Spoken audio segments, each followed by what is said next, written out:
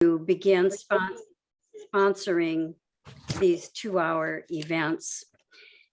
And today is the 6th event, Managing the Crisis of Infidelity with Ellyn Bader. And we trust it's going to be as exciting and informative as the previous events. And to introduce Ellyn is Van Joins, and Van is a viable part of the Education Committee, has made it possible for our organization to get the CEs through his organization. So Van, welcome, thank you, and please go ahead and introduce our speaker.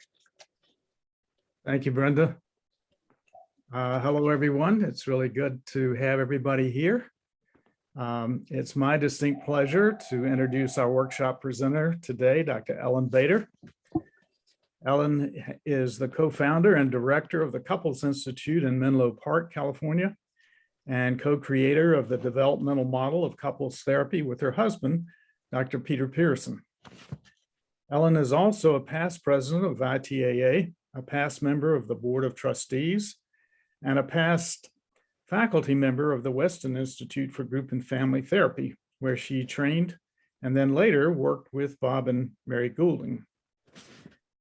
When Ellyn and Pete created the developmental model over 30 years ago, it helped launch the specialty of couples therapy. The developmental model has stood the test of time and has also served as the foundation for all of the strategies and interventions introduced at the Couples Institute and taught to therapists around the world in 63 countries. I first met Ellyn in 1972 at the Weston Institute, where we were both in training at the time. A couple of years later, Ellyn and I assisted George and Ruth McClendon in conducting a family therapy workshop for the North Carolina Group Behavior Society at Nags Head Beach, North Carolina. And she and I have continued to be friends and colleagues in both the International Transactional Analysis Association and also the USATAA Transactional Analysis Association. I've attended a number of trainings with Ellyn, and I can tell you, you're in for a treat. Ellyn is one of the true masters in couples therapy. So will you please join me in welcoming Ellyn Bader? Welcome, Ellyn. Hey, thank you, Van. And I am delighted to be here. I always, when I do a presentation for either USATAA or ITAA, I feel like I've come home because all of my early training, of course, was in transactional analysis and was under the mentorship of Bob and Mary Goulding. And then from there, Pete and I went on to develop the developmental model. And as I know, there are some of my trainees on this call, and as many of them say, it's just unconsciously in my blood, the TA, and sometimes I don't even know when I'm using it anymore. But I look forward today to talking to everybody and showing a lot of clinical video as well on managing the crisis of infidelity. And Marie Chevalier once said, we pick our partners in dimmer light than we would ever pick our wardrobes. And I think that is really relevant when we're talking about infidelity, because when infidelity gets revealed, lots of stuff shows up that people may not have realized about each other. So I am going to share my screen. Give me 1 second here so I get it shared well. And let's see here, get it up, and we should be good to go. Okay. So we're going to be talking about recovering from lies, deception, and betrayal in the aftermath of infidelity. And, you know, I do a lot of work with infidelity. I actually like working with infidelity, although I don't like the pain that people are in, but it is such a catalyst for growth and change. And usually one of the most common times for couples to come in is in that crisis period when an infidelity has just been discovered. And so we are going to be looking at integrating a lot of TA principles and principles from our developmental model to help you work with this with a lot more confidence. And I love this little cartoon of the couple talking to the therapist, and the therapist says, I should ask before we start, are you looking to repair your existing marriage or replace it? And of course, that is an issue in the back of people's minds when they come in that crisis period. And also, let me say, so you don't have to take a lot of notes, you're going to get a handout. Bree will put it in the chat toward the end, and you'll have a lot of this already done for you. But I think it's important to distinguish between an affair and infidelity, because anybody can have an affair, and an affair is basically defined as, you know, an amorous, emotional, or sexual relationship between two people who are not married to each other. But infidelity takes place when there is a betrayal of trust or loyalty, when there actually is a reason to expect some kind of trust or loyalty. And of course, that's true when people have made a marriage or monogamous commitment to each other. And now more than ever, with cell phones and text messages, it's actually much, much easier for partners to not only catch one another when they're being unfaithful, but also sadly, to read the communication trail between lovers and have the real essence of what's been going on, sometimes right in their faces. Now, we've done a lot of surveying of therapists about what makes working with infidelity hard for you. And the things that show up most frequently are a pull and a desire to be in a rush to smooth things over because it's so hard to be in the room with that much pain. It's also incredibly easy to over-identify with the person who's been betrayed and want to take their side. It's also sometimes like feeling very stuck because there is so much ongoing obsessing by the betrayed partner, the desire to know all the details. And then how to challenge the lying client without feeling like you're making the therapy very one-sided. So let's take a look at something about what's going on with couples. And, you know, for many, many couples, falling in love is easy, it's intense, they make a decision to become a couple, and the beginning of their relationship was not very difficult.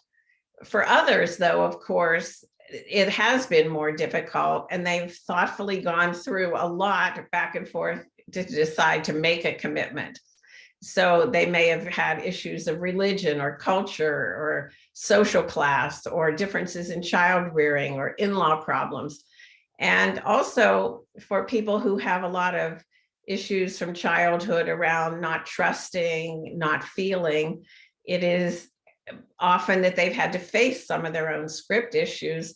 And so they've overcome a lot when they've made a decision to make a commitment.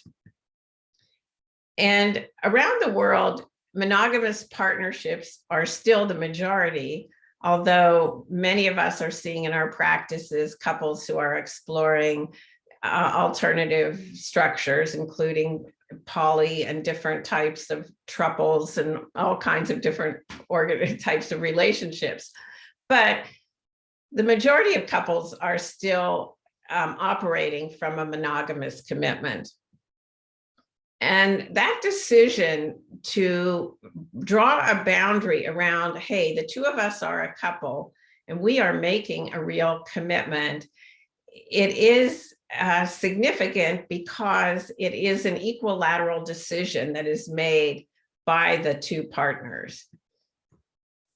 And when they make that commitment, what often happens is they may function in a symbiotic relationship for a long period of time, and it may work for a long period of time. They may repeat what they saw as kids, and very, very few of us grow up with role models of how to have a relationship that is differentiated, that allows the real existence of two people who are vital in and of themselves and also have a strong commitment with each other. And so when that discovery of infidelity happens, it is a violation of that equilateral decision and that the commitment. It's a violation of that. And so at that moment, whatever the symbiotic structure has been of the couple, it is now violated and the symbiosis has been disrupted. Now, I also want to mention that, you know, we think about infidelity as being a lot about sex, but it really isn't. And the issues that come up in therapy are not so much about sex itself, but it's much more about honesty and deception. It's about self-deception. And what is it that makes someone willing to betray that original commitment? And to betray it, it's very different if somebody goes to their partner and says, I would like to have an affair, versus it all coming out after it has been secret or hidden for a long period of time. So once that symbiosis is disrupted, it calls into question the nature of our relationship, of that primary attachment. What seems safe, what seems secure, what seemed to function it's not safe, it's not secure anymore. It did involve a unilateral decision to end what was originally an equilateral decision. And so that brings up all kinds of questions. And everything about the future is now called into question. And some of the questions that show up are, will this happen again? Many times a partner who has been the betrayer will say, I promise it's never going to happen again.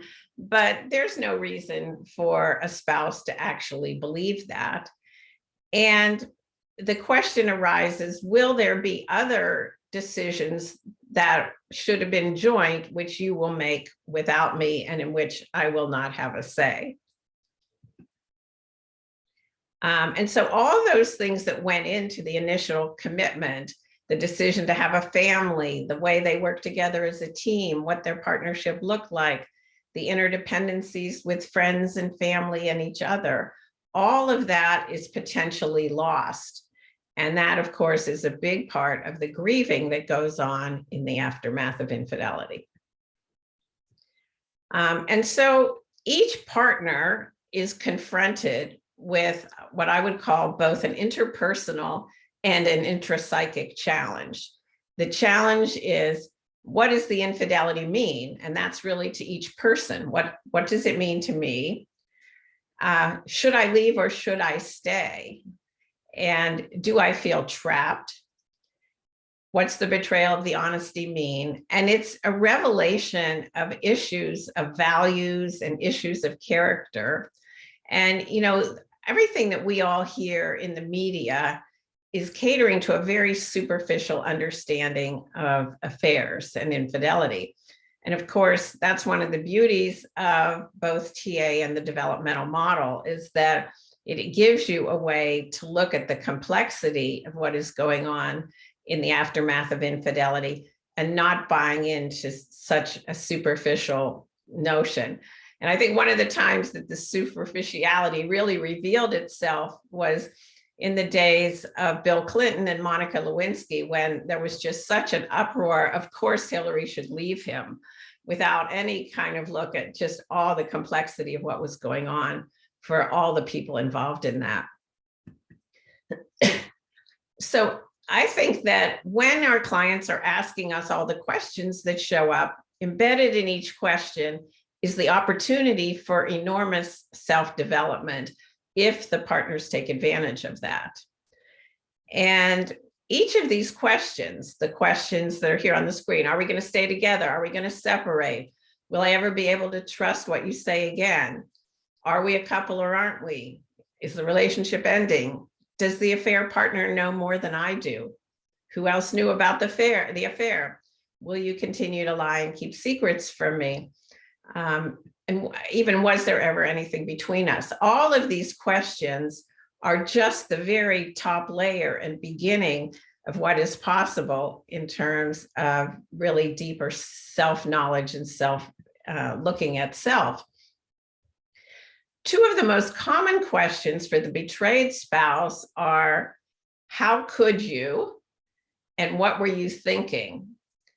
And these two questions matter a lot, but they are unanswerable at the beginning, because in order for a partner who's been the betrayer to answer these, it means they have to have deep access to all three ego states, and in a way be able to answer from all three ego states immediately while they're feeling attacked and very, very defensive. And of course, those answers evolve over time, not in one session or one asking of those questions. So the other thing is that I think therapists face a big challenge when you're working in the aftermath of infidelity. And actually, some of these challenges ask you to define yourself well or be clear for yourself. One is, am I a strong leader, and am I able to manage the immediate crisis? And we're going to be talking about the 3 stages of infidelity repair. And in those 3 stages, the first one is a crisis stage usually. And so it's going to require strong leadership skills. The infidelity may challenge your own values. And is this a couple I can or want to work with? All of us have had some experience of infidelity in our lives, most likely, whether it was with a partner, whether it was in our families of origin, whether it was with whether for a close friend. But what kind of countertransference do you have as you learn about what is being taught, being exposed to you?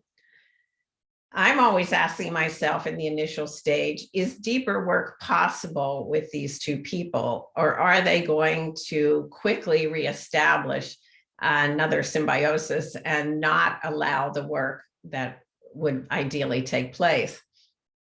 And of course, I want to ask myself, if this is a situation with a lot of lies, a lot of deception, it's gone on for a really long time, am I willing to be in it with this couple for the long haul? I don't want to start therapy with a couple and then pull out if both people are really invested in doing the work. But that work is going to take place over a significant period of time. And some couples will try to reestablish and gloss it over and get a new symbiosis, and they'll avoid the deeper work.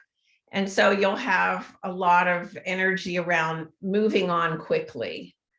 You'll have partners hiding significant details that would disrupt the symbiosis even more than what you hear in a first or second session.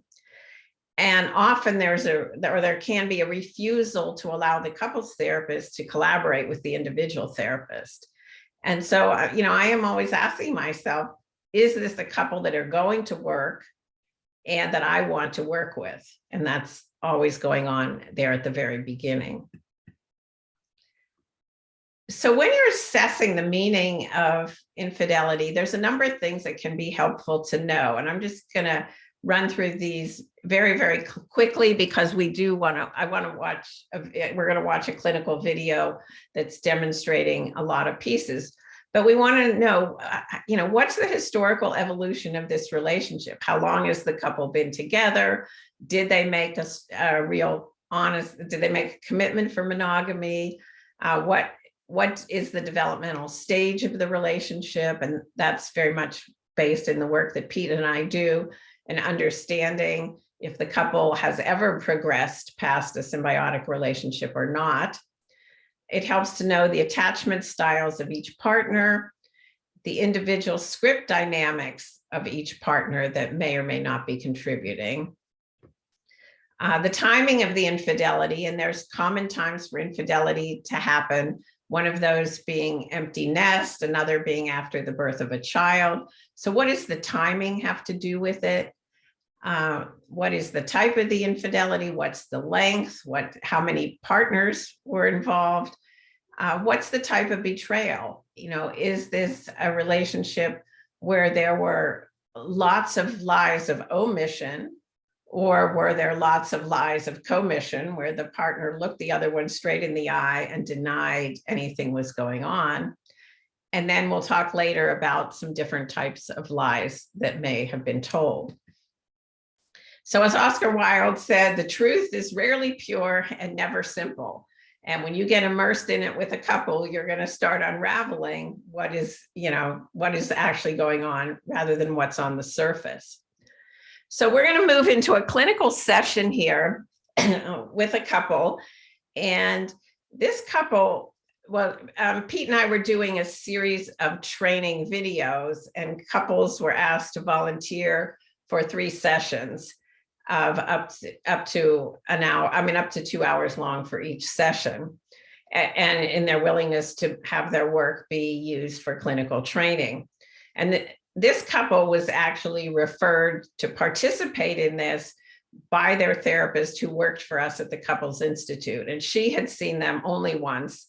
And the intensity of the first session she had with them, she ended up feeling like, I don't know that I can manage them. And I would love to see them get some help first and then see whether or not they're going to work in couples work or be referred to individual or what's going to happen. So, excuse me, when they came in, all we knew about them starting this session was that the 3rd infidelity had been discovered about 2 weeks before this session actually takes place, because they had seen the therapist a couple days after that. So I'm going to pick this up right at the beginning first, as we are getting started with them. Whoops, sorry. What would make our meeting today worthwhile for each of you individually? What would make each of you say, whoa, I am glad we were there today? I don't know. Obviously, we're here for a reason. We definitely going through a rough patch. I've had a few indiscretions or infidelities and cheated on her a few times. Going to therapy, you hear the other person's feelings, you hear what they're saying, but it's completely different to remind yourself of those every day. What would be useful for you, Ariel? I think that I would like to walk away with maybe an understanding of why he cheats. Is it because he's not in love with me? Is it because, we're just not supposed to be together? Or, I'm just kind of like unsure of the why. And I don't really think it'll stop until I know that. I don't think, he can't say to me, I'll never cheat on you again, or I'll never be unfaithful to you again, because he doesn't even know why he does it, right? Or understand it, I guess. What are the emotions as you talk about this? I'm sad, obviously. I just feel like this is ending. I don't know what to do. I didn't want this. I feel kind of numb, but kind of I don't know. I didn't see this happening. I felt like in a minute, everything switched. So you were moving forward, making plans to get married, hoping to be married. Yeah, we said we'd be engaged. Our 4-year anniversaries this month, and we said we'd be engaged by then. So it's a little painful. I don't want him to live with what are you doing? Who are you with? I don't want to be a warden. I don't want to live like that. And I can't understand the why of why he does what he does, because he doesn't know what he does, so I don't know how to get past it and think that it won't continue. I don't want to be in an open relationship, so,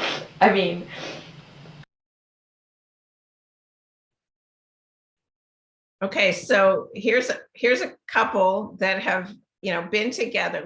Here's a couple that's been together 4 years. They're not married. We're learning this is the 3rd infidelity. And what she's really asking herself and asking us is, why does this happen? Why does he cheat? And that she didn't see it happening. She saw them moving forward to getting married. I'll just also mention that this was a 2-hour session and I'm picking pieces of it to show you. So she's in here right now wanting to know the why of what in fact has happened. So this is what I would call a session that's starting with a couple at stage 1 of infidelity work. It's a couple that needs their process slowed way down. And if possible, for us to outline the individual dilemmas for each partner. And you're going to see how we do that as the session unfolds. Also, in that crisis stage, you want to confront the need to make impulsive, premature decisions, which couples so often want to do. And there's often a need to clarify the immediate threats, what's going to happen now, is the affair actually over? But most of all, you're really looking at defining and clarifying the individual issues of each partner that contributed to it. And is there a commitment to do the work, and why or why not? You don't want to get caught up in their blame cycle, and really figuring out what's needed for therapy to progress. And one of the things well, these are some things that stood out to me in that first little piece that you watched. First of all, he defines it as, I had a few infidelities, and he says that very casually. So I'm thinking he doesn't really know much about or understand much about what's going on, and very little about the impact that he has on her. And later he even says it's hard to remember what matters to her. So this is a signal to me that this is a partner who's very low on the capacity for other differentiation. Now for Ari, what we get to see in TA terms is her contaminated thinking. She looks at this relationship and the discovery of the infidelity, and her reasons are, he's not in love with me, we're not supposed to be together. And the contaminated thinking that she has about her pain is actually making the pain really even much worse for her as she faces what is going on here. So we're going to look a little bit more at how she views the problem.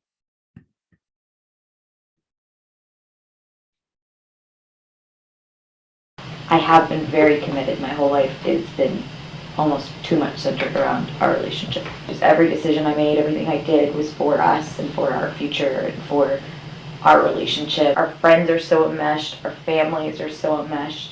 We own a business together, we live together, we have home together, So everything was joint, everything was. Yeah, it's very joint. It's almost like, I mean, it's been 4+ years. I mean, it feels like, I know it's not a marriage, but it feels it's sad. The downside of too much togetherness is what? Or too much joint? What's the downside of organizing too much of your life around a couple, et cetera, et cetera? What's the downside of that? I was placing my self-worth on what he thought of me.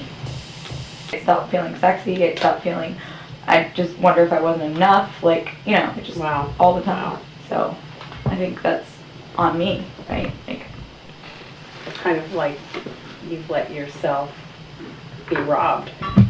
Yeah, I mean, I was a very confident person. Did it feel, I don't know, just was confident. When you're so in love with someone and they are unfaithful to you, it rocks that confidence. How did you find out about the infidelity? After he cheats, he gets mean. So I can always tell, he'll cheat on me and then he'll get very angry the next day because he's trying to create something that doesn't exist, and I'm like, whoa. No, I don't think I'm trying to create something that doesn't exist. I think I realize, what I've done. Reflective anger, I think. As weird as this sounds, I think it's difficult to be the cheater. You wear it. You have to look in the mirror. you have to. So is it fair to say you're mad at yourself and feeling a lot of shame too? He feels so much shame and so much guilt that it overshadows my pain. And then I just feel bad for him. I'm feeling bad for you. Can't you just, like, for once, just, like, Create some space to feel bad feel for for you. me? Yeah. Like, Yeah, it's tough. So you're both in a lot of pain in different ways, each of you. It's hard to make space and create space to figure out how to deal with each of your pains separately. Yeah. without moving on, yeah. Obviously, I've had a lot of time to think about this, but it's just like the shock waves just keep coming. Every day I kind of realize something new that I've done to negatively impact her. And so it's just hard to deal with.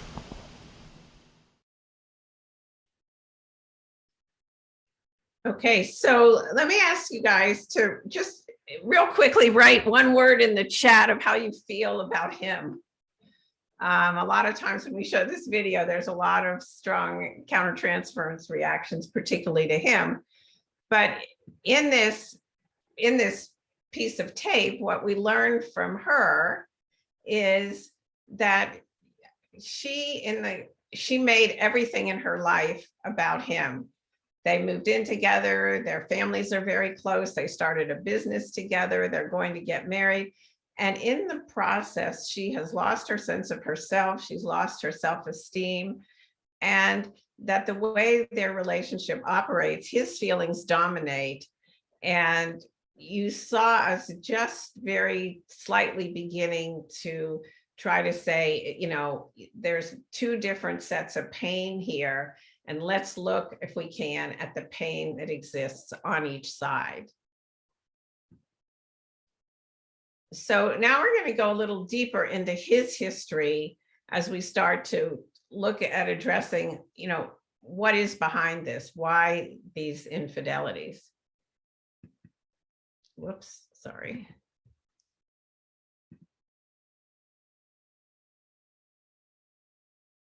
Obviously, a lot of my indiscretions and, you know, selfishness and things of that nature stem from my background a little bit.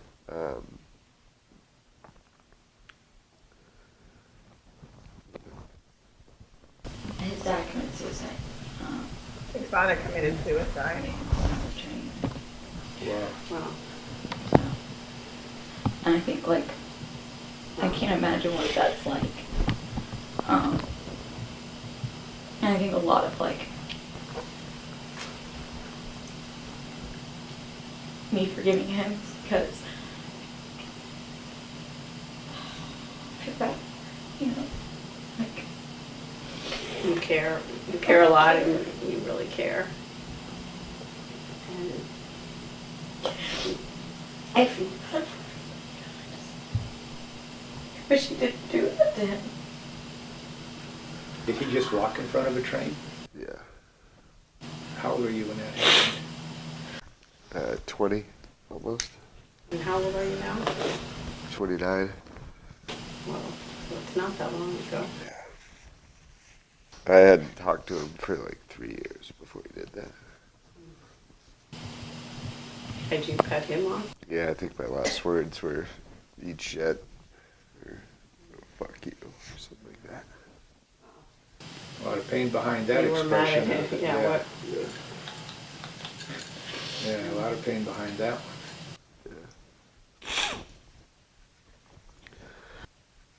My dad had an affair on my mom, and married the woman that he had the affair with. And my whole life growing up, she hated me. She, Your stepmother. so finally when I got old enough, I kind of understood what was going on when I was about 15 or 16. And I kind of, you know, I could see what was going on.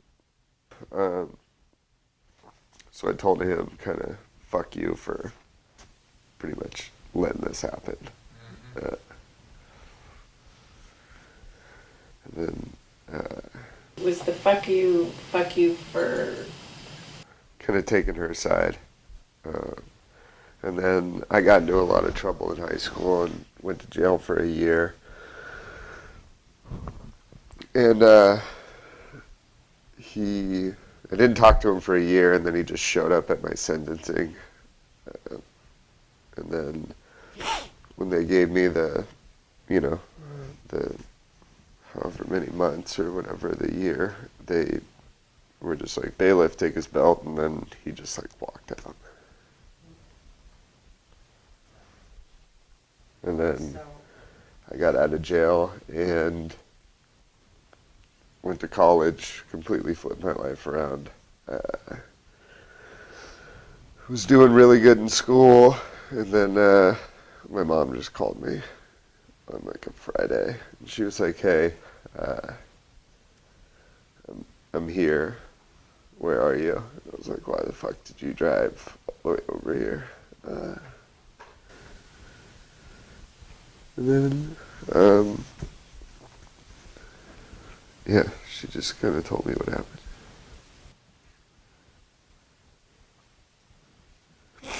Okay, so we learn about his history, and that begins to put a very different light on what's going on here.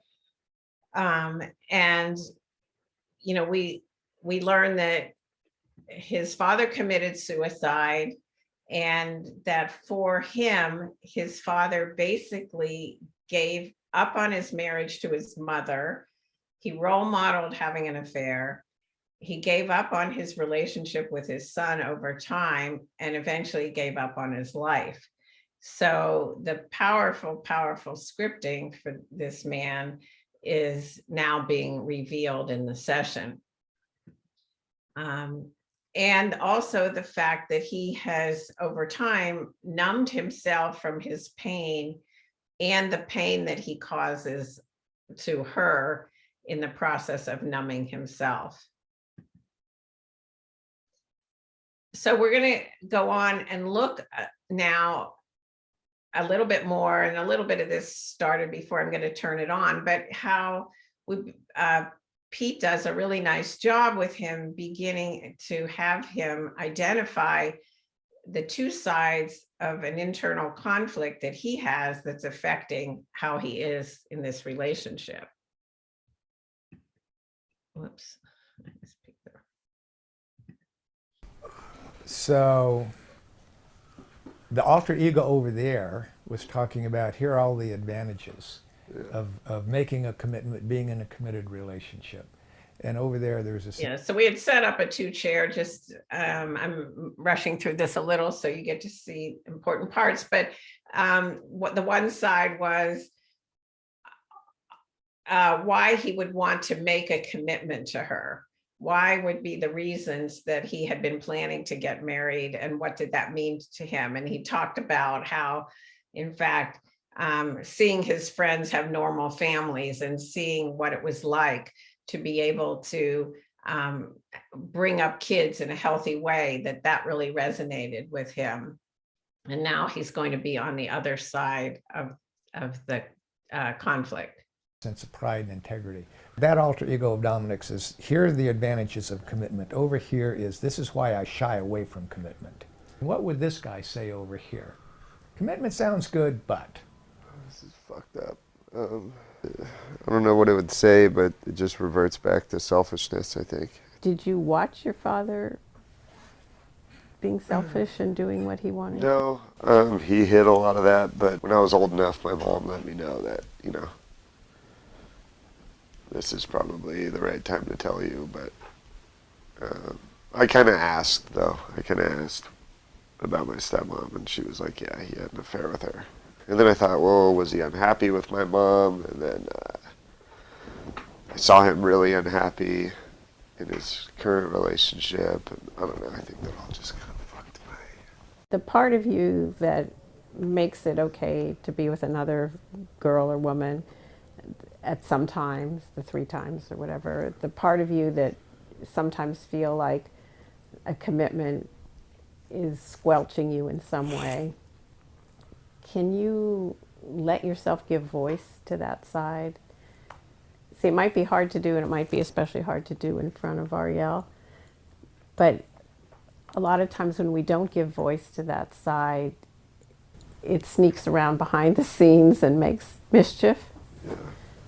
And I wonder if you could let yourself give a voice to, you know, I don't know if it says, I don't want to be tied down yet, or I don't know if it says, I'm scared of the commitment, or I don't know what your words are, but see if you can let yourself. I don't know. I think it's a huge combination of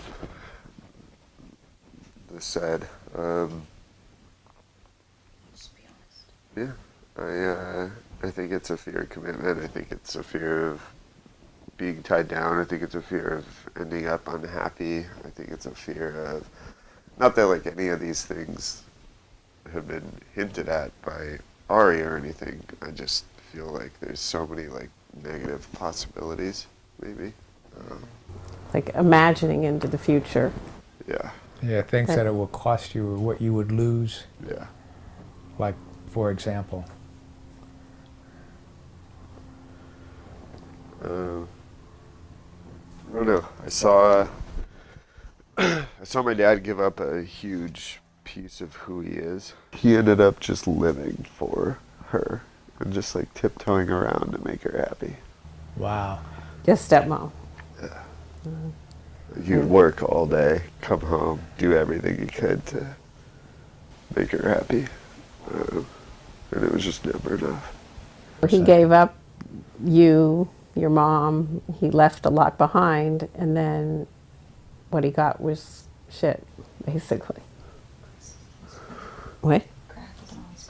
Mm-hmm.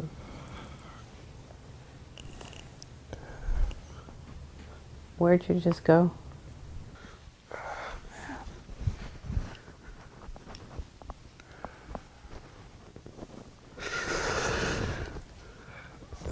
It's okay, take your time. I hate talking about this shit. I hear you, man. Yeah. That not talking about it has dominated a lot anyway. Makes me feel weak. Makes you feel weak Yeah. to be. Just like everyone has their own issues, you know? It's just like, I don't know why this shit just strikes a chord with me. Well, he walked away from you.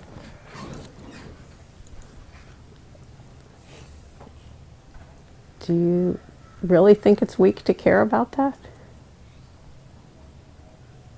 To care about losing him? Yeah. Because he wasn't there for a large part of me becoming a man. So it's like, why should I give a fuck now?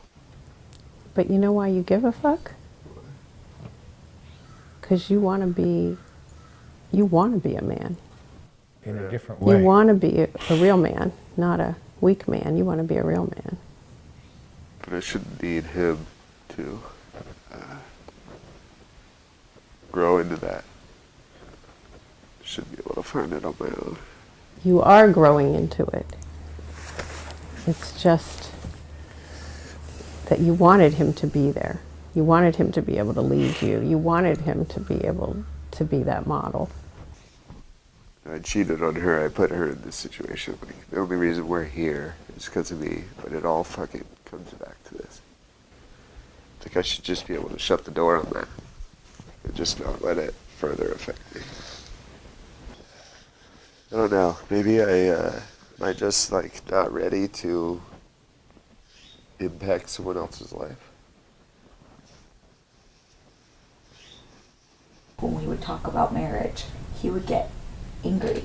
He would be like, I know, we're gonna get married. Like, we're gonna do, it would be like, we talk about buying a house, we talk about kids, we talk about what we're gonna name our kids, and it was beautiful, and it was never.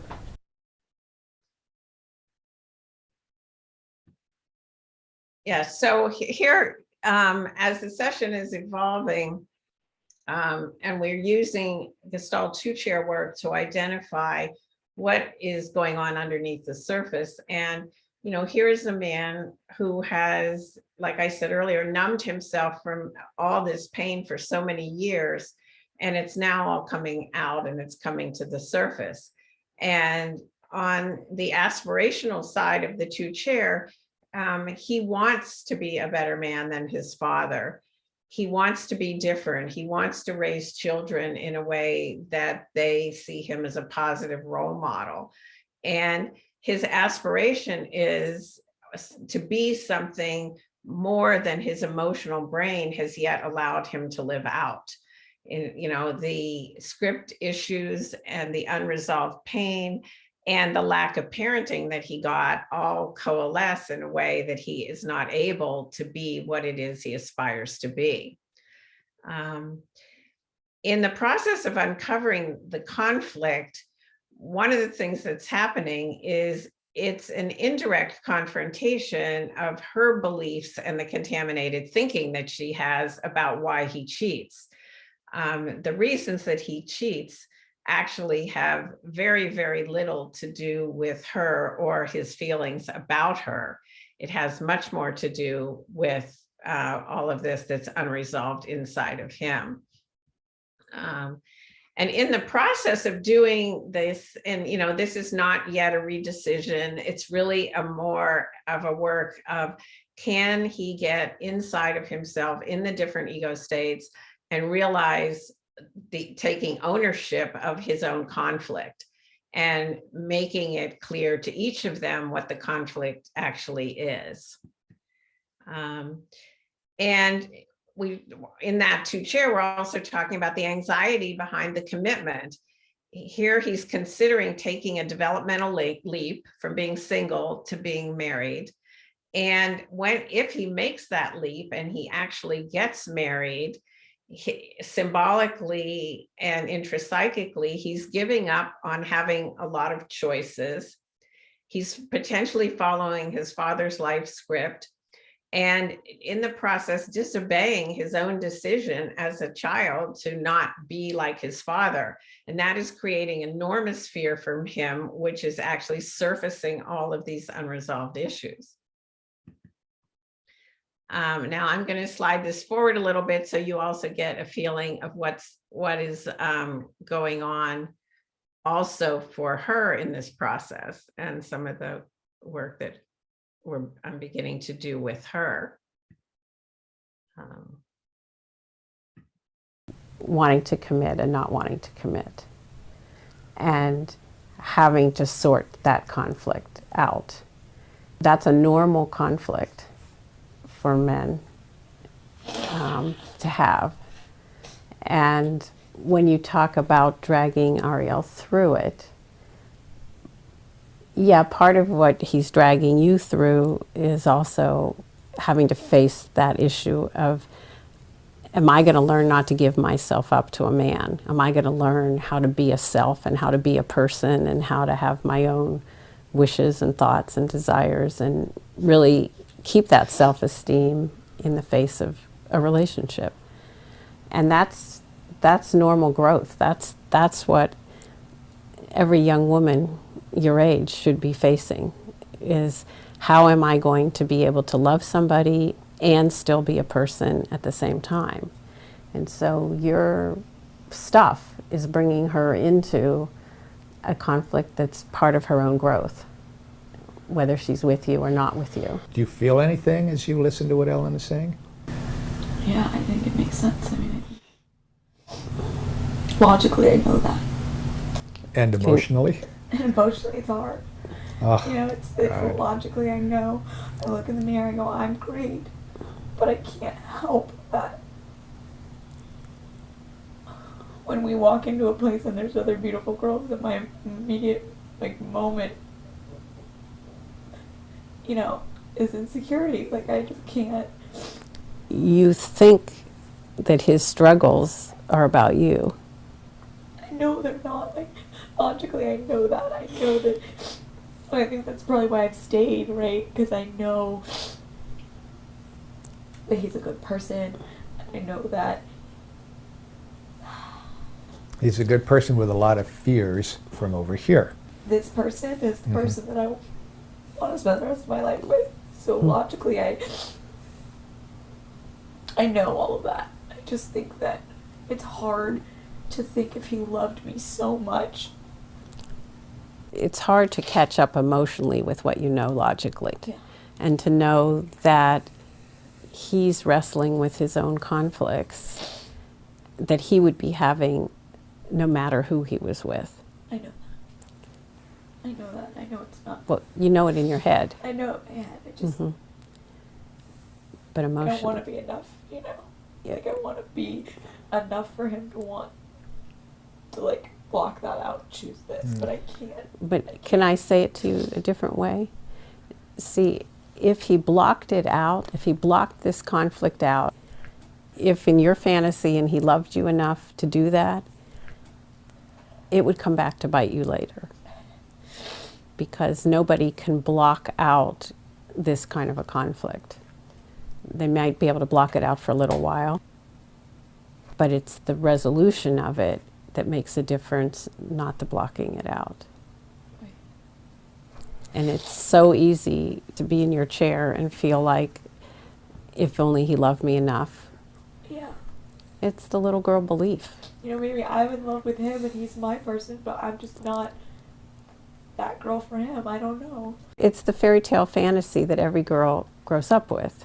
It's that belief that if we are enough, if we're pretty enough, if we're smart enough, if we're funny enough, that then that's going to be enough, that our partners aren't going to have their own conflicts. Do you know that every guy has conflicts? Hard for me because I see girlfriends of mine, you know, that have been with their guys half as long or. Okay, so what you see here is how we're continuing to separate out what is on each side and how incredibly difficult it is for her to not get stuck in personalizing the reasons for his affairs. And as long as she is stuck in continuing to personalize it, she won't settle into doing her own work, which is how does she relate to this man or to her future in a way that is not symbiotic.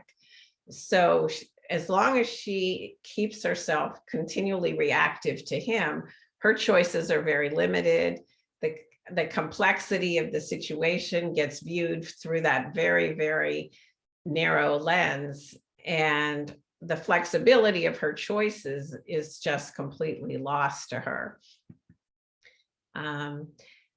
When she can shift into really the curiosity about why are you doing this, and I can handle hearing about your pain. I don't need to make it about me.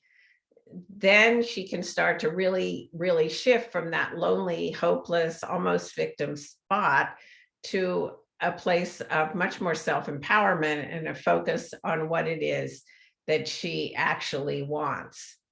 Now, the session played out some more with us doing some more two-chair work with him to continue to help him take a look at, is the aspirational side strong enough to keep him committed to doing the work to resolve the trauma or to work with the trauma in such a way that it is no longer dominating his life.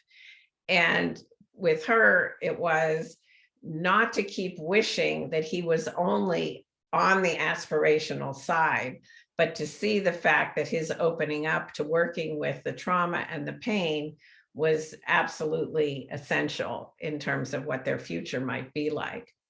And at the end of the session, we asked them about, do you want to come back for the other two sessions? And they both said yes. And Pete asked why. And she said, because this is the most impactful therapy session we've ever had.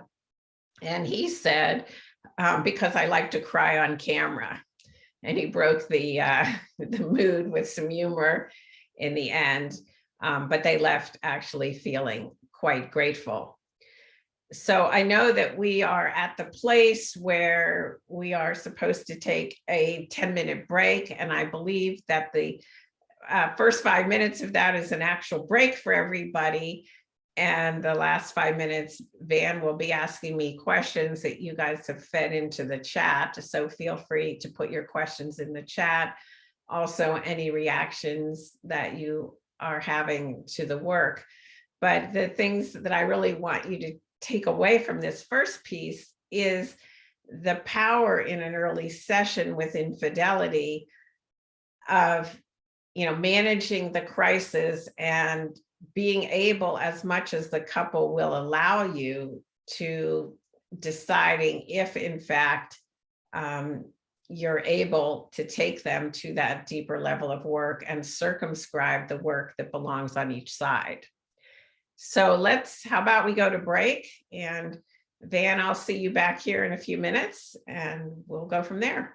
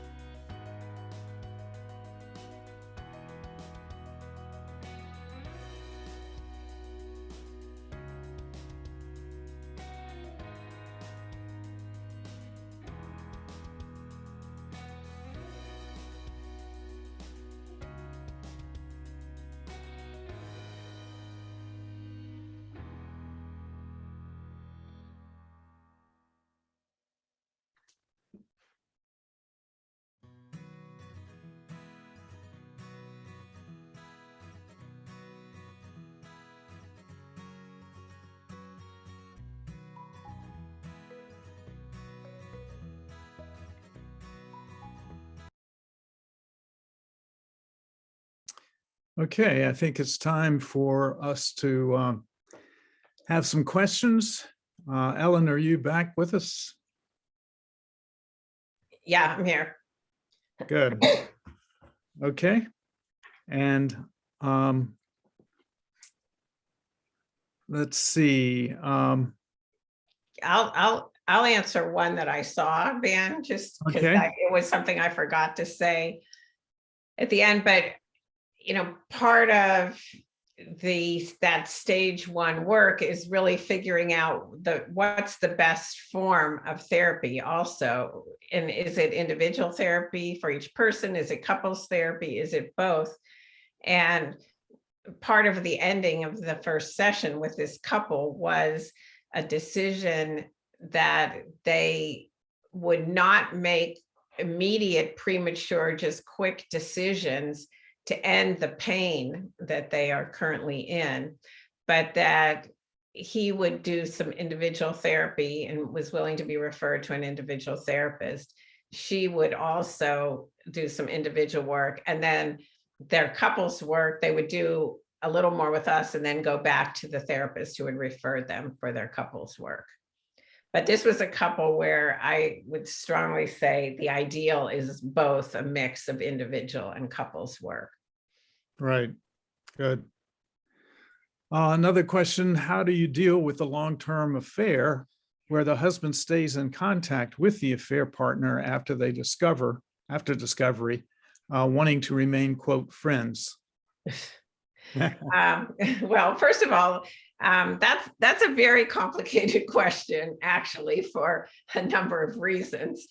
When there's a long-term affair, typically in the course of therapy, there's a lot of truths that trickle out over time. And so the trickling out of truth over time is something that, as much as possible, you want to get to a place where that can be eliminated. And for some cases, that involves what's called a full disclosure session that both people do a lot of preparation for. But the trickling out of facts and issues over time, and there's a little bit of that in the second case we're going to look at in a few minutes, is just going to be adding more pain and creating more pain as the couple goes forward. The other thing is that usually when somebody wants to maintain a friendship, the therapist, I think, is confronted with two things. Usually there's an unresolved ending of the affair. Mm-hmm. And so there is work for that person to do on whether or not they truly are willing to end it or ready to end it. But it also has to do with the level of emotional authenticity and honesty that the primary couple can handle. And can the partner who's been betrayed handle knowing the difficulty their partner is having in actually letting go? And so I find it an intricate kind of work to facilitate both the ending, but also the honesty. Mm-hmm. Okay. Another question, is symbiosis essentially the same as codependence? I would say that codependence is one kind of symbiosis. It's not the only kind. It's the one that is, there's so much written in the literature, particularly the ACA literature that was popular many years ago, about codependency, where one person gives themselves up and organizes completely around the other person. But you can have symbiotic relationships in which both people are contributing in equal ways to the symbiosis, and it's not set up around codependency. Right.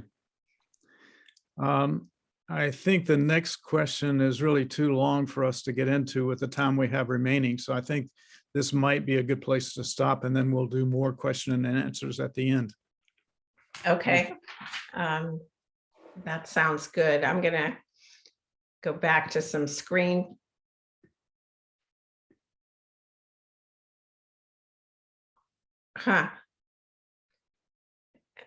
This is weird. When I asked to screen share, it's saying it's going to turn off somebody else's sound.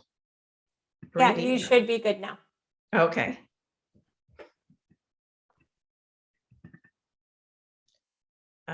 Okay, just a second here.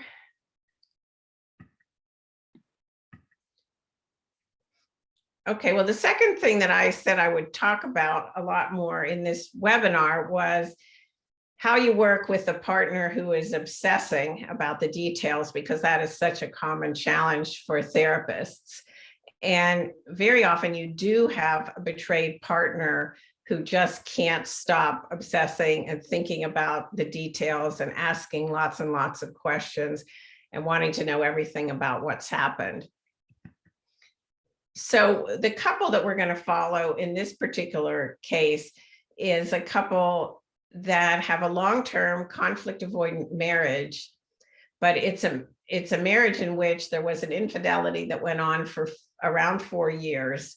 It was with their nanny, who had also become a friend to the wife. And this is not a stage 1 infidelity case because the couple is way past the crisis. They had briefly started therapy when the infidelity came to light. And then the wife was diagnosed with a serious illness and therapy got put on hold. And so therapy was really delayed. And this is from a demonstration interview that I did at a conference. And it is a case of the therapist who's playing the male partner. And he and another therapist had gotten together and gone through the case and are doing their best to demonstrate this case to be as much like the real situation as possible. And the question that the therapist had for me is, what do I do now and how do I work with the extent of the obsessing? This is the beginning of the session. So it's good to see you back again. And I've been thinking a lot about the two of you and how much you're up against. And you know, you're back, and Heidi or Karen, for you, there was all that time of your cancer treatment where your health had to come first. But all that time you were sitting with all this stuff about what's his name? Neil's affair, the betrayal of your nanny. And you were sitting with all that for a really long time, and now you're back here. Yeah. And is there a strong or minimal part of you that says, I'm really here and I'm here to work on this, to like really, really work on it and figure out where we are and how we're going to deal with all that went on? Well, I'm worried about working on it because I just don't know if we ever had anything really. I don't know if we've ever been connected and if it's even possible. And I just can't get these images and thoughts out of my head. I feel so lost. Well, like I said, you're up against a ton. And to resurrect 4.5 years is not an easy thing. And I certainly don't want to be the one who says you should do it or you should go through all the work that's involved in doing that. But I also don't want to like start and stop or, have this be something like, I'm not sure I'm really all in. And this is true for you as well, Neil. It's too much to open all that up and not have both feet firmly planted in the work we're heading off to do together.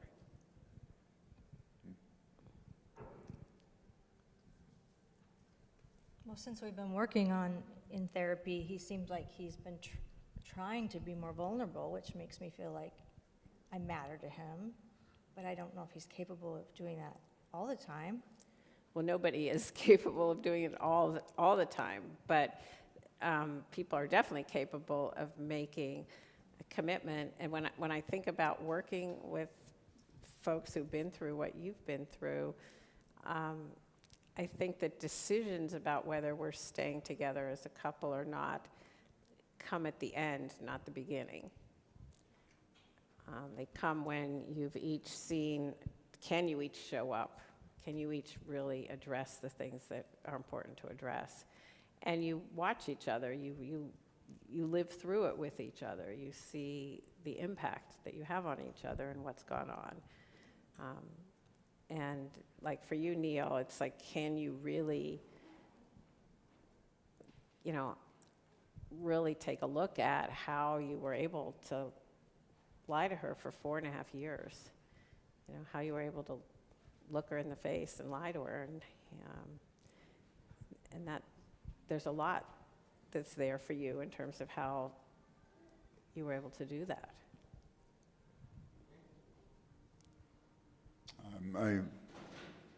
I don't know how I did that. I realize that. I'm not saying you should know right now, but I'm saying part of our work together is, are you willing to find out? Yeah, I'd like to. Although, again, I'm not sure I can do that. Well, but I'd like to. Well, I mean, that's part of my job, is to help you take a look at that, absolutely. But it's your job to show up, to get your body in here, to come in here, and to know that the three of us are going to go through some hard stuff together. Yeah. Okay. Yeah, I'm willing to show up. And how about you, Karen? Yeah, I'm willing to try. It seemed like you were the one who really brought you guys back in, too. Yeah. Yeah. So it's good to see you back again. Sorry. So Okay, so you see me starting out with this couple where basically I'm really assessing whether or not they are going to commit to doing the work and whether or not they're going to be able to agree to really get themselves in there and to go through the hard trauma work that lies ahead. And I said, resurrecting 4.5 years is not an easy thing. And I think that one of the things that I always think about as part of the last stage of infidelity work is that the decision about whether they're going to stay together as a couple or not comes at the end, not at the beginning. And so often couples want to make that decision quickly at the beginning to know that that commitment is there. And yet for her in particular, she doesn't really know whether she wants to stay married to him or not. And I'm also I'm letting him know that I'm going to be assessing, like, how was it possible for him to look her in the eyes for 4.5 years and have a nanny who was in and out of the house, taking care of their children and having an affair that was ongoing for 4.5 years and hide all of that from her? How is that possible? So we're going to pick it up again. and I actually think the fact that you've been ruminating and thinking about that, I think that's a really good thing. Why do you think that? Not that it's pleasant at all, but I think all those things that are going through your mind are things that are telling you what's not finished, what's not resolved, where are the pieces. It's like having all the little pieces or shards of pottery and you're trying to put a vase back together again. And so your mind goes to those. It goes to, I don't understand this, or I don't know what happened here, or did he really say this? All those things are part of resurrecting. Can we be a couple again? Can there be a boundary around the two of us? Can I trust? And so to me, the things that you're thinking about are so much a part of what we're going to do together. I just can't imagine the pain ever going away. It stings so much. It has to. I mean, you were hurt by your husband and somebody you thought was a good friend. You know. Deeply. What? Deeply. Yeah. Yeah. You got a double whammy.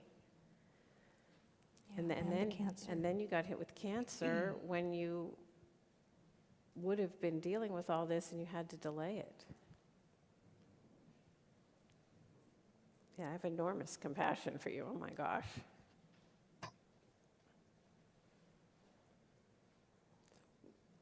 What are you feeling as we're talking? I don't know how to stop the pain and the rumination. It's too soon. It's too soon. I hope you can help us. Well, I'm hoping that you can start to look at the rumination as something that can really inform you about what we want to focus on here in the room. Like, it's not something bad. How do I do that? Well, let's do an experiment for a minute. Okay.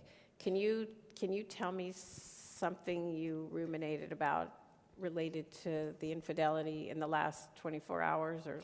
Yeah, I think about how he had interactions with our nanny in like comings and goings when she was there, and when they would meet or when they would see each other, and trying to figure out how they would interact and why didn't I notice more in their interaction.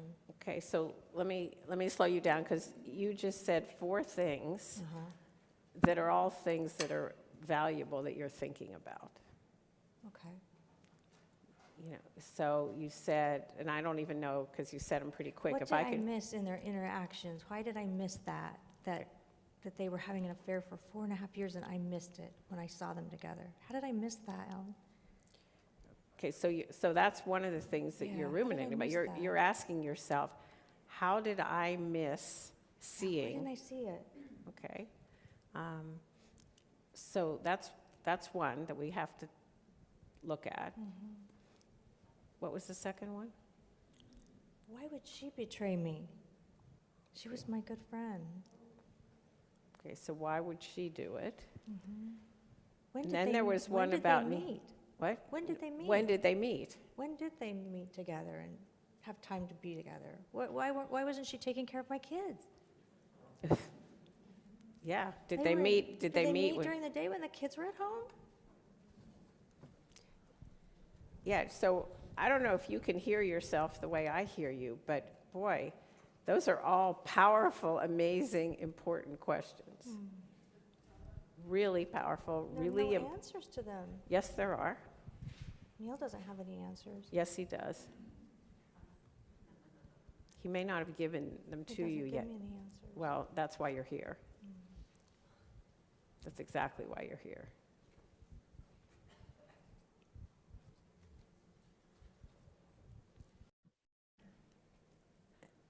And I actually think the fact that you've been ruminating and thinking about that, I think that's a really good thing. Why do you think that? Okay, so in this section of the video, you're seeing how I am validating her rumination. I'm letting her know that I think it's a good thing, that it's actually going to inform our work, that the hurt that she's experiencing is inevitable given the amount of betrayal, the extensiveness, and that she actually was betrayed by 2 people, not just one. And that the rumination that she's going through is going to inform the work and the depth of the questions that we need to be asking. So I am saying to her essentially, what you are thinking about and what is going on in your head are the exact concerns that you need to be able to bring into the sessions. And then I asked her what she'd been thinking about in the last 24 hours, and she mentioned 4 very powerful things that she's been thinking about and that she doesn't think that he knows the answers to. And of course, he doesn't know why the nanny did it, but the rest of the questions are things that will challenge his character And we'll challenge him to whether or not he's going to be able to do the work that we are going to want to be doing. So she's asking, why didn't I notice? What did I miss? And that's a really good question for her. Like, what was it in her conflict avoidance and in her probably overriding significant cues that she missed it? And questions about where did they meet and why wasn't she taking care of our kids are questions, again, that are going to challenge him a lot if he was sleeping with the nanny in their house when she was supposed to be taking care of the kids. So it's going to open up a lot that's going to be quite challenging.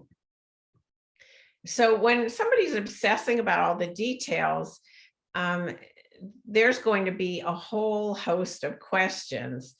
How many affairs were there? Who was it? Where did you meet? Who else knew about it? How many times were you together? What did this email mean or that email mean? How much money was spent? What gifts did you give? And then also often lots of questions about the affair partner as well.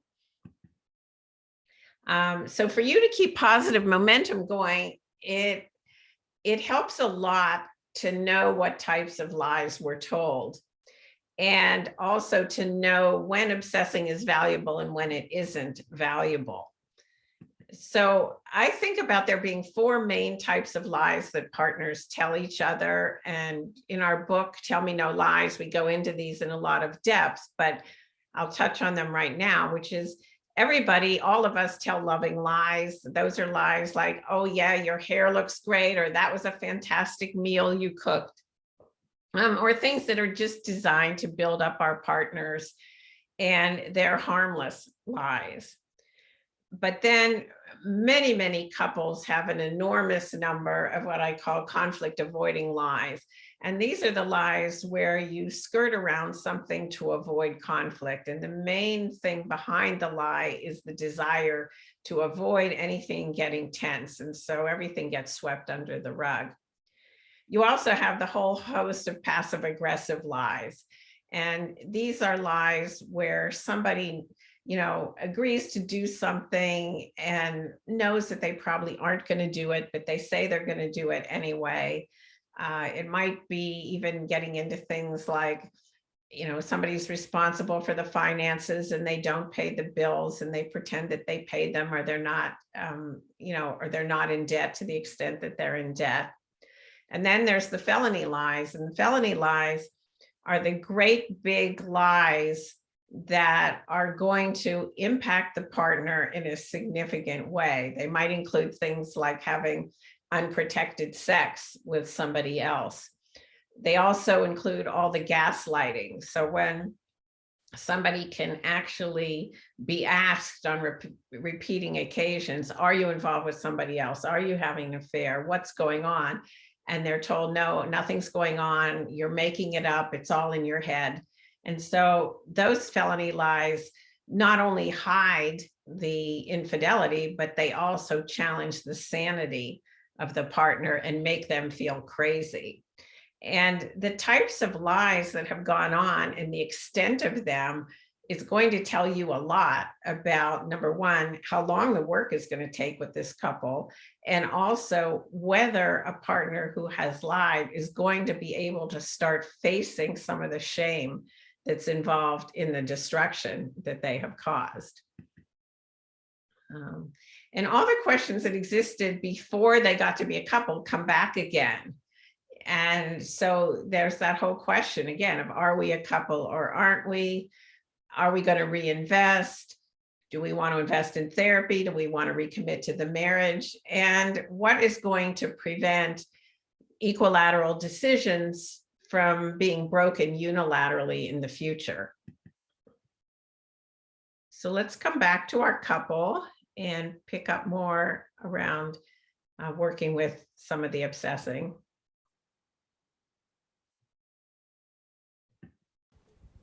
Do you know that's why you're here? I guess I do now, yeah. You guess? Mm-hmm. I'm sorry, Neil, but in here, you're going to be showing up more than I guess. I do now, yes. Yeah, I mean, there's a lot of questions here. And I know you told me in maybe our first session a little bit about your family history, and so I am sure, and you said there were times you wanted to end it that you didn't feel strong enough. Right. So there are things about you that led you to end up where you ended up. And those are not easy things to look at, but they're necessary. Mm-hmm. Really, really necessary.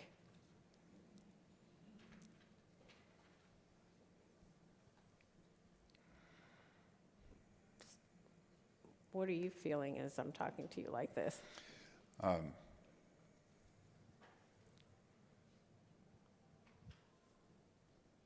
It just seems that Karen's so angry, and I know I've hurt her. Yes. I know I've hurt her. Yes, you have. And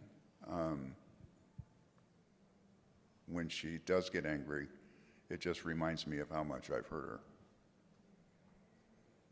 her. And I'm trying to stay present. But the kind of personality I have is I just want to run away when she gets angry. Except you've lived through a lot of years already where you haven't gone away, even though you want to.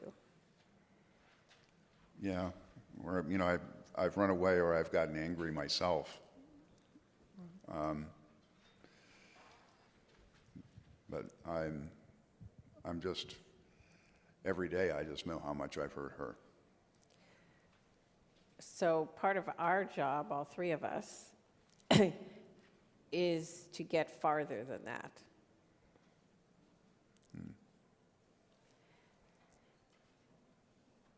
See, the things that she's angry about, like I was talking to her about her ruminating, mattering. Mm-hmm. The things that she's angry about are exactly the things that are going to help you learn about yourself. They are? Hmm? They are? Yes, they are. How? Because your wife knows some of the places where you really let yourself down, where you let her down. And those are the places where she's really angry.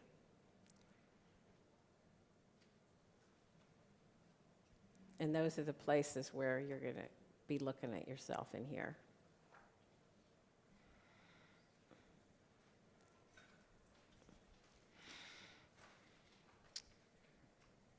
Well, I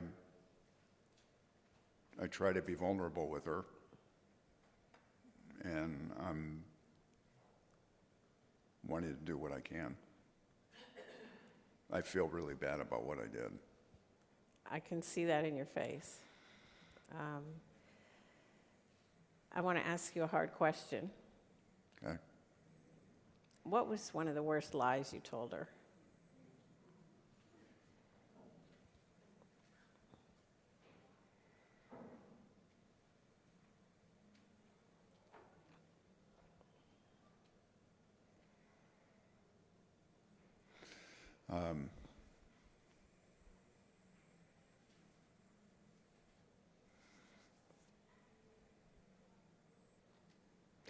She found a Christmas present in my car. And I told her it was for someone else, but it was really for the nanny. And I guess if I think about it, the whole thing was a lie. All the 4 years was a lie. Yes, absolutely. But that was a direct lie. That was a direct lie. Some of the others were indirect. Mm-hmm. And the time that she would want to be close or intimate, and I'd just get angry. blow up about something. That know- was how you pushed her away. I know that hurt her. Yeah. Yeah. Do you know that came from how ashamed you were? I do now.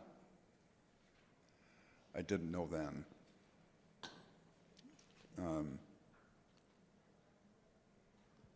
I guess I just didn't, I didn't think of, I don't know if I think about it as shame. I just think about my being a bad guy and about what I did. And you pushed her away when you Oh, did. I pushed her away a lot. I have pushed her away a lot. So I want to back up for a minute to any of those things that you mentioned that you wanted to know about. Like maybe you want to know, did they have sex when the kids were in the house? Maybe you want to know that or what. But I want you to pick one. And because there's no way we can deal with them all today, and we shouldn't even deal with them all. But can you look your husband in the eye and can you say, here's one thing I really want an honest answer to? Here's one thing I really want an honest answer to. Did you have sex with the kids in the house?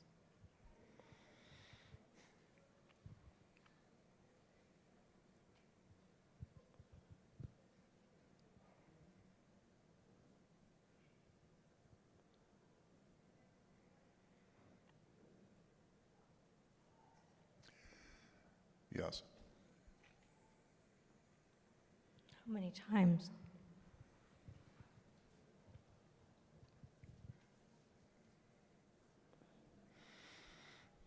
Maybe twice. 2 times. Did you have sex in our bed? Let's not, I mean, I'm going to stop you just for a second because I don't want you to have so much that you have to take in when we're still at such a beginning place of working together. Because you just got some hard information right now. Yeah. Yeah, really hard. But can you also see how you took one of those things that you've been ruminating about and you got direct with your husband? And Yeah. You asked him. I thought so. What? I thought so. You thought what? That they had had sex while the kids were at the house. I felt that was true. Some part of you knew. Right. Yeah. Like some part of me knew that he was cheating.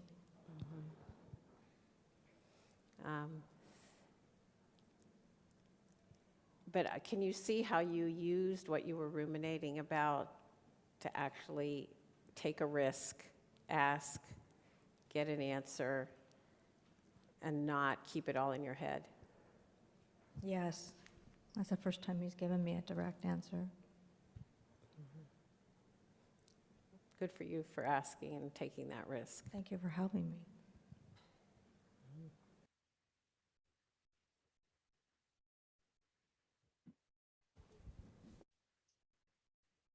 So here in this section of the video, you're seeing again that I am testing what they can handle. And what they're going to be able to handle is different because this has been out in the open for over 4 years versus what somebody might be able to handle if they're coming in a week or 2 after the infidelity has been revealed. And I'm really looking with them at understanding that the things that she's angry about are exactly the things that are going to push his growth, and that his feeling of shame, while it is very much there, is also exactly what has been preventing him from all these years at confronting himself and actually doing the work on how did he get himself here? How did this all come to be? Is it true that when he wanted to end it with the nanny, he was unable to do that? Why was he unable to do it? And again, especially that being direct is what will externalize her rumination and lead them on a path to getting some of the answers that have never been able to be talked about. So when is it valuable to obsess and ruminate about the details of a partner's affair? And I think it is particularly valuable, first of all, to know what's lost and what somebody is grieving. Without knowing more of the whole picture, you don't really know like how much of your image of who your partner is or was has been completely decimated. You don't know if you are really grieving the end. And as you come to learn what has gone on, do you want to end the relationship? If you don't, what is it going to take to stay in it? And it's also changing the whole pattern as the obsession comes into the room and the partners begin to be able to talk about it. It brings some reality testing into the couple. It starts to reestablish a boundary around the couple, and it changes the conflict avoidant pattern that the couple had lived with and been in. And so it also brings to the surface what is going to be involved and what is going to be necessary in the repair. And how is the symbiosis in the couple organized, and what is going to make it possible to move beyond either lies of omission or lies of commission. And that is absolutely going to be essential if the couple is going to stay together. In doing all that talking with a therapist and bringing it into the room, the boundary that needs to be reestablished if a couple is going to make a recommitment to being together is a part of that process of creating that boundary. It's also the learning, as we did in the first session with Dom and Ari, that the infidelity is not necessarily personal. And it begins to create a much deeper shared understanding about what actually happened, why did it happen, and it puts an end to that feeling of being crazy. And as long as a partner is feeling like, I'm nuts, I'm crazy, I don't know what's reality, there is no way that somebody who's in that state can make a sound decision about whether or not to continue in a relationship. It's that recreation of the boundary and the shared meaning and a really deep understanding of that shared meaning that I think is an essential building block for a sound recommitting that a couple does after the infidelity work. And often what comes out as you get deeper into the work is that the affair took place in the context of a good marriage. And the more it was a reflection of either lack of early development or different ways that it was not personal, you can also start to surface the elements of the marriage itself that are very strong, that were good, and that needed some juice or needed some work to move them into a later developmental stage. But it's not because they didn't have a good marriage that the affair took place. Now, there are ways that obsessing is not valuable, and some of the ways that it is not valuable are also important for you to be aware of, because you don't want to let the stuff go on and on when it's not valuable. And sometimes it's so incessant by a betrayed partner that they use it to stay distant from themselves and from a willingness to look at anything in them that may have contributed to what happened.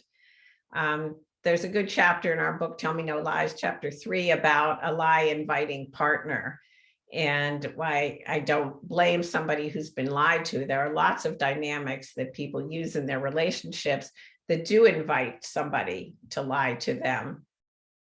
It also enables the betrayed partner to stay hidden, in their vulnerability to stay hidden. And it may perpetuate the exact same distance that was the initial catalyst for the infidelity. It can perpetuate any persecutor-victim dynamics that were present before or that are going to be present going into the future if the couple's not able to move past that. And sometimes it just results in the betrayed partner re-traumatizing themselves without getting any relief or repair. They don't know or aren't able to slow it down enough with the help of the therapist to actually get help or to do some substantial trauma work with like a good EMDR therapist or a good body therapist, and some individual work on reworking and working with the trauma that has been caused. When obsessing about the details in an affair is not handled well, and it can be challenging for us as therapists to handle it well, you end up with stagnated therapy. You end up with a partner who's self-righteous and keeps focusing on the other person. They never make that shift to a focus on self. The partner who was the betrayer often ends up stuck in shame, or they've been lying, continuing to lie and hide. And I loved something that one wife did when the couple came in. This was a case I was supervising, but it was a second affair. They came into therapy, and the husband was saying to her, I really, really want to be in therapy together. I'm totally committed this time. It will never, ever happen again. I know we didn't finish resolving it last time, but I'm sure we can finish resolving it this time.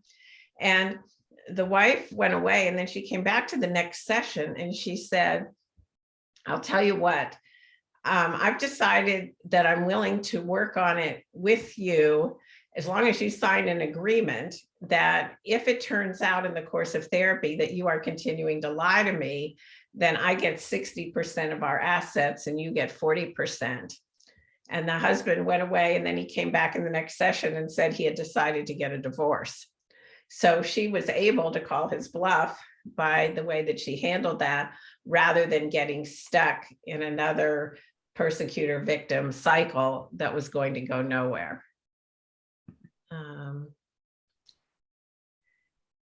So when you're confronted with that, ongoing obsession, you are walking a delicate line. You have to keep asking yourself, am I able to maintain momentum? Am I able to keep the positive aspects of uncovering the details happening? And am I able to actively stop the destructive process? And sometimes it can be very valuable to do some individual sessions mixed in with the couple sessions, so that people come into the sessions really prepared for the piece that they're going to work on. I have a couple right now with a huge amount of betrayal in it. And one of the ways that we have framed this phase of the therapy is, what piece is she going to pick this week that she wants to get filed? And by filed means she's talked about it, she's gotten her questions answered, and she's heard something empathic from him that he really gets the impact of what she's talking about. And when those things happen, something gets filed for her, and without those, it's going to stay open and keep coming back. So I know we are just about time to shift to questions. And I think what I just want to say as a way before we shift is that I absolutely do love working with couples, and love working with couples with infidelity, because there is so much energy. And I think it is a unique skill that we as therapists can bring at a very, very painful time in people's lives, and really, truly be able to make a difference. So Van, I think I'll turn it back to you and see where we are in questions and what people want to know. Okay. Question that we didn't get to earlier is, please address the issues when the wounded partner sincerely wants to stay with her husband, but despite his having apologized genuinely, appropriately, and repeatedly, and as having done everything she has asked him to do for repair for several months, it's never been enough. And there's always another new thing that proves he hasn't changed. She cannot move anywhere except back to her hurt and bitterness. Okay, so I would see that probably needing to be addressed on 2 or 3 levels at once. One might be some EMDR work or some individual work with a therapist to really understand what that, like, there is some trauma that's unresolved in her that is being continually reactivated and re-stimulated. And what is that? The other thing is like, to me, apology is only a superficial level of what happens in repair. And it may be that what she's gotten is a lot of apologies, but behavior makes an enormous difference. And also seeing character growth and character change in a partner makes enormous difference. And is a partner taking responsibility for situations that are triggers? And so I would be really looking with somebody who's not shifting at all at what's the trauma in them, but also has the partner really been able to do any kind of significant empathy? What is the level of character change that is happening in them? So, it's a good question, but the answer is intricate in terms of looking through the lens at the fine details of a case like that. Right. Yeah. Good. What about when someone doesn't want to know anything? Do you respect that, or is there a baseline that needs to be revealed in order to move forward in the work? So I would tackle it like this. Usually when somebody doesn't want to know anything, this is not always, but usually the internal hope for that person is, I want us to go back to the way we were. And they have a fantasy of reestablishing an early symbiosis that they had that was gratifying. And so, the question in my mind then becomes, is there anything about the way your relationship operates or you operate in it that is important to change in order to not repeat what has just happened? And so you don't have to directly confront the not knowing, but you are challenging what's the likely trajectory if nothing changes. Mm-hmm. Right. Another question is the timing of asking the question to Neil, what is one of the worst lies you told her, linked to him saying he feels really bad about what he did? He is in a state he can access remorse, and the way his behavior did not align with his own values and how it impacted her. If so, what ego state is he in? Is that limiting parent? I'm sorry, I missed something at the beginning of the question, so I'm not sure I followed the whole thing. Can you say it again? Yeah, is the timing of asking the question to Neil, quote, what is one of the worst lies you told her, linked to him saying that he feels. Let me stop you there and just say something about the timing, first of all, of that question, which is, I was assessing, is this guy going to be able to show up and actually be present and real in the therapy? And again, this is a couple where they've lived with this for 4.5 years, so it's not brand new. And so when I asked him, what is one of the worst lies that you told her? What I'm really looking at is, what kind of lie was this? And his lies, and a number of his lies in this case, fall into the felony lie category.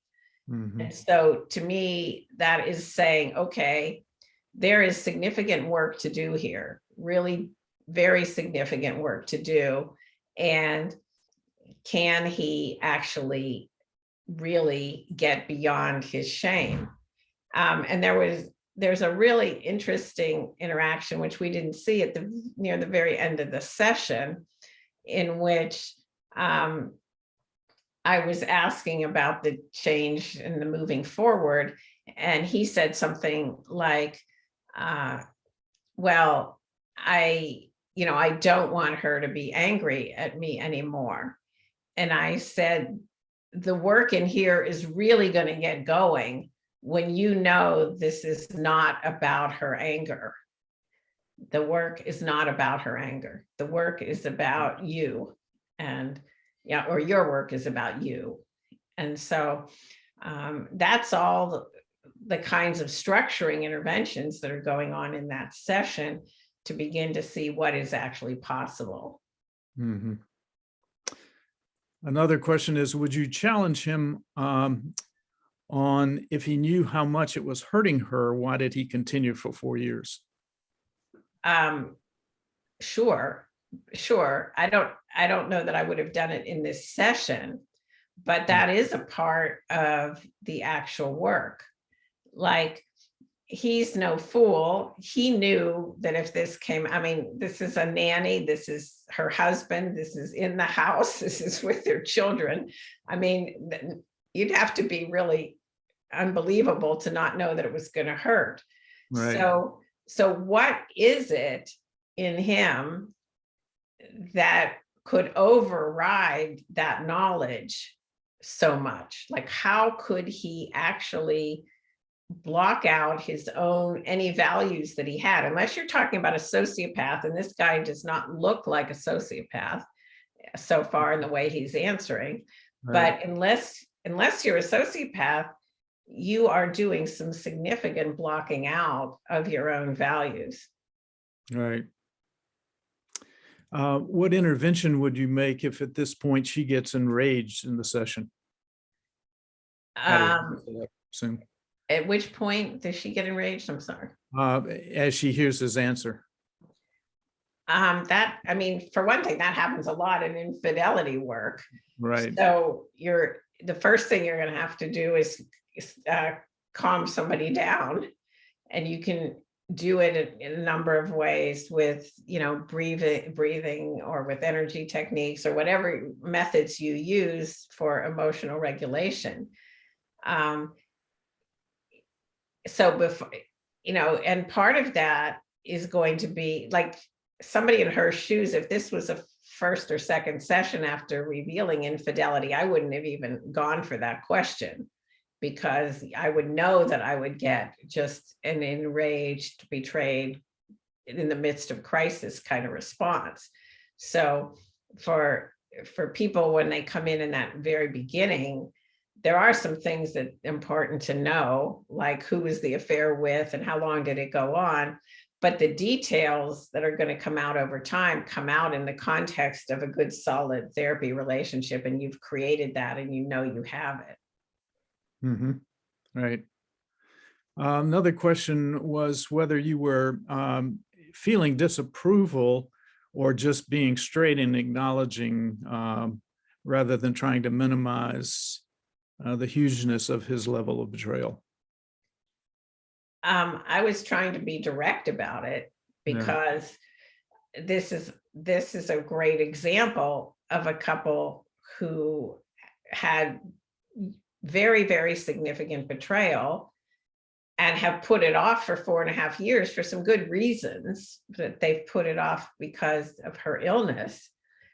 But it's now time to step up and either, really face it. And so I want to be direct about that. And I want to be direct about the fact that, and in fact, the session ends with me saying, like, I'm in if you're in, but you want to know if you yourself as the therapist are committing to the work ahead. Right. I recently said no to a case because I knew that my own availability wasn't going to be sufficient for what they would need at that particular time. Right. I think that's all the time we have for question and answers today. I really appreciate your responses, and thank you very much for an excellent presentation. And at this point, I'll turn it back over to Brenda. Thanks, Van. You're welcome. Thank you. Thank you, Ellen. It was excellent. and I'm sure you'll be hearing from people.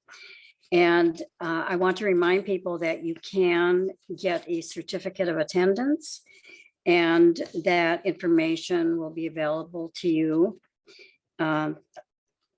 You can email coordinator@usata.org.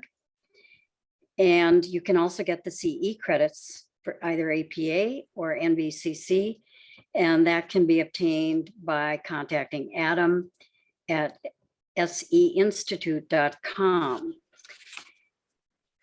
And now I would like to present Bob Hempel. Bob is the coordinator of our council, and he has a few things to say.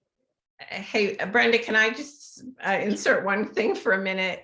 I wanted to be sure that people got the link to the handout and know that there's a summary of the slides and all of that. If you go to a web page that I gave Bree the info to. So I think that'll get put in the chat. And yes. Yep, And there'll be a follow-up email too. okay, great. Yeah. Thanks.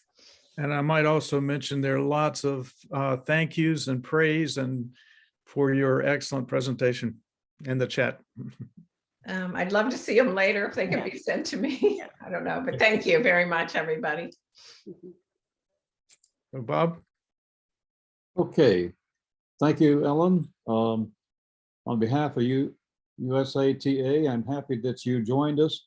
I am coordinator of the Coordinating Council, and we are the TA organization for North America. We have members in Canada and Mexico, as well as the United States. Well, I'm going to be frank. A lot of us is getting older. I'll be 85 at my next birthday in a few weeks, and we need some help. We have our council, which has about 15 people that operate the committees, the administration, and keeping the bucks clear and all of that. And we are always looking for people to join USATAA and be a part of our organization. And number two, to help us as volunteers. We have a lot of workshops in the future that are planned. We operate social media on both Facebook and LinkedIn and Twitter. And you can find our social media on Facebook at any time. We also operate Project TA 101 and a lot of other things that need a lot of new help. So we're asking for volunteers. Just check at our website, USATAA.org. We'd love to have you aboard. And this is a competent, fun, and loving group of people to work with. I've enjoyed my almost 10 years on the board, and after a while, I'm going to run out of gas, and we need somebody to help us keep the ball going and keep TA alive in North America. Thank you for coming, and I'll turn it over to our producer, Bea.